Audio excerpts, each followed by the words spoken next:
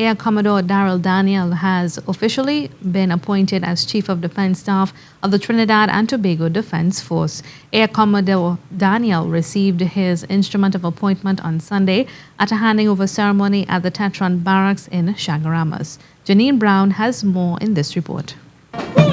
Air Commodore Darryl Daniel's appointment as Chief of Defense Staff of the Trinidad and Tobago Defense Force makes him the first Air Guard officer to hold the position. It's a job he says he's prepared to give his best.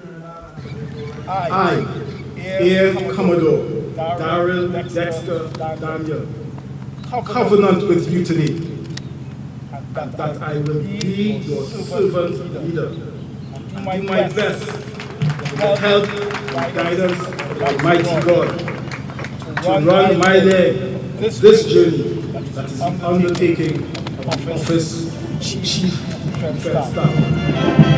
As Air Commodore Daniel received his instrument of appointment on Sunday, the now retired Rear Admiral Hayden Pritchard expressed a desire to see his successor follow up on the efforts started under his headship. For one, he's hoping to see the new Chief of Defense Staff institutionalize a transparent policy to govern the promotion in rank of Defense Force staff. This has been a source of great concern among the other ranks of the Defense Force and the Trinidad and Tobago Regiment in particular. This policy ensures greater transparency and accountability in the process of other rank promotions.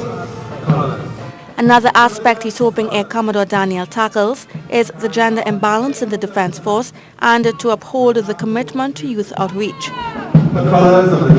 Sunday's ceremony also marked the first time Madam President Paula May Weeks presided over a change of command of the Defense Force.